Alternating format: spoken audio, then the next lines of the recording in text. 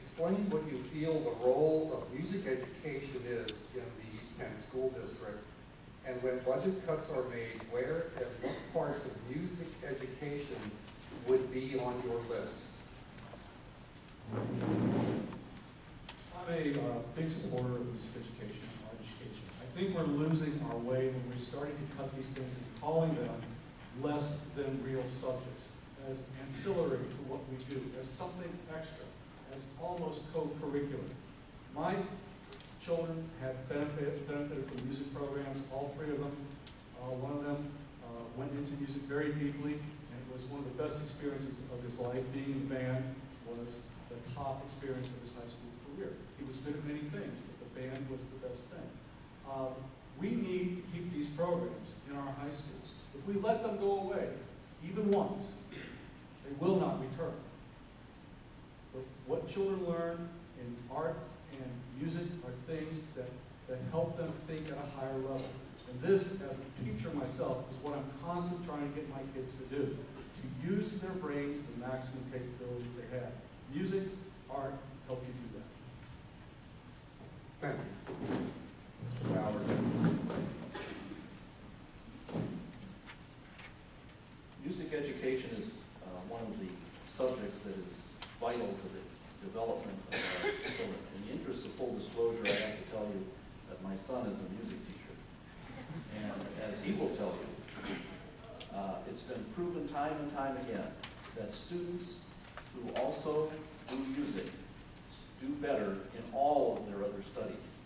Music is a study of equations on paper, requiring you to marry physical skills with mental skills in a rapid pace in order to accomplish a long-term goal, the production of the piece. And that information and that processing improves all children's education. So I firmly support all the music programs, and they'll be one of the last things that I'm talking about cutting if I'm ever talking about cutting a program. So music education is important.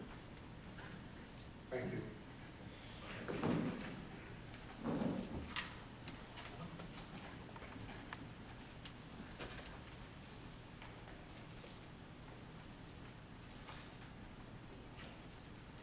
This question for Garrett Rhodes, followed by Brian Higgins.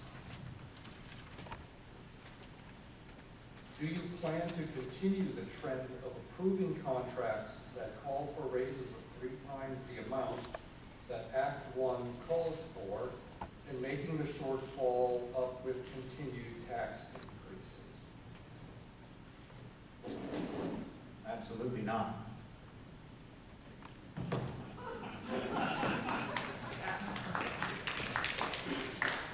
Thank you.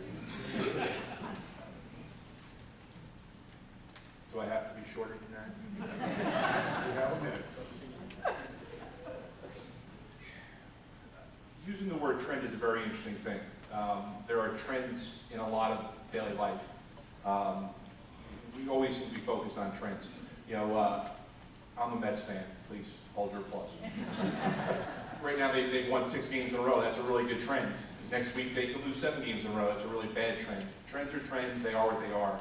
I can stand up here and tell you, I'm going to promise every one of you that you're going to win the lottery tomorrow. That's about as valuable to you as me telling you that your taxes are not going to be raised to close budget gaps. They are, and that's kind of the American way, unfortunately. That is how we fund our education system. It is our responsibility, it would be my responsibility as a school board member, to make sure that the money that we are using in our budget is being used efficiently, to limit the amount of your tax increases, or have none at all. Because trust me, when your taxes get raised, everybody up here's taxes get raised as well. Thank you. Thank you. I see our first yellow rebuttal card. So, Mr. Ballard, you have 30 seconds. Everybody's got to realize that these contracts were negotiated 3 years ago or more. At the time, the index was actually 4.4%, and the net cost of the district was actually 4.4%, not 4.9%, because of the givebacks that we negotiated on the benefits. Saying it's 3 times the index after the index has changed from 4.4% to 1.4% in the economic climate that nobody was able to forecast at the time that it occurred, is making a simplistic case for a non-truth.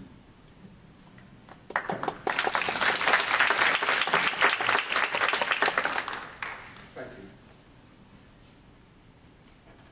I'm going to trust the candidates when they use their yellow cards to put them way at the front of the table and not holding staff.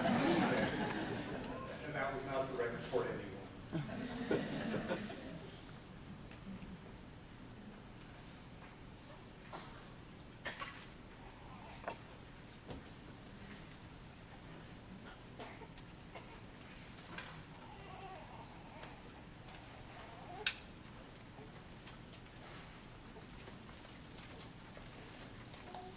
Go through the names again. Wally Benoscus first, then Mr. Ballard again, the way his name comes up.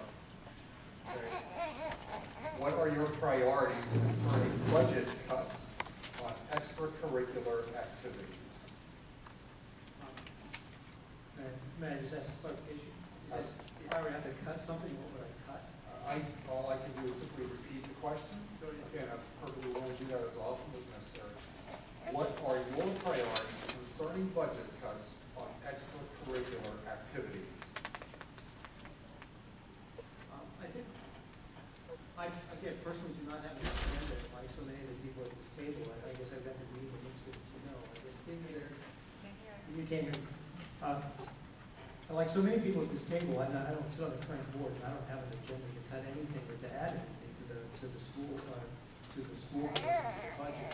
Things that I would probably start with is some of those things are directed by students or student ideas and so on. I would, to some degree, look at what the most kids are involved in, and where the most parental involvement and interest is. I think one of the other candidates suggested as well that one of the strengths of our school district is there are hundreds of parents involved in all of our schools.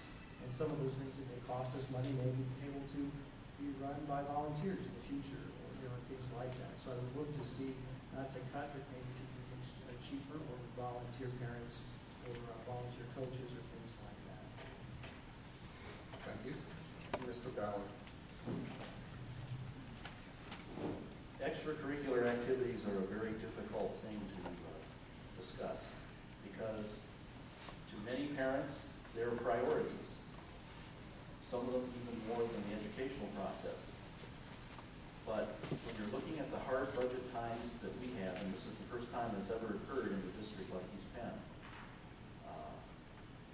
it's very difficult to maintain the level that you want with the funding that's being provided by the state and the restrictions on what your sources of revenue are. So you're going to have to take a look at all of them, and the thing I would do is attempt not so much to cut as to work in a cooperative manner with parent-teacher associations, parents, booster groups, and other concerned citizens in the community, and attempt to get things like Rodale donating $400,000 toward the $850,000 track. And community activity like that will help maintain a lot of these extracurricular activities. Thank you.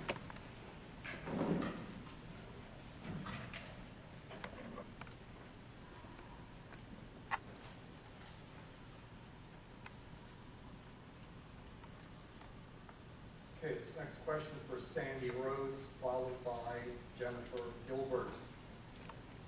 Identify one area of the East Penn School District 2011-2012 preliminary budget where you feel cuts should be made, and explain how those cuts would affect the quality of education in the district. I'll be frank with you. I feel that our administration has done just an outstanding job at making cuts that we were expecting, and then cuts we were not expecting. I don't see a need or even a reasonable ability to make any more cuts at this time. As I go down the list of cuts that are made each time we meet and a new preliminary budget is brought in, I'm amazed at the ability of the present administration to make cuts and still attempt to keep our educational process where it needs to be. The superintendent that we have has come from New Jersey. He's come from a place where people get to vote on whether or not they want their taxes raised. And guess what they usually vote? No. He has learned in that crucible how to make cuts and try not to harm programs any more than necessary. So I don't see a reason or a way to make any more cuts at this time.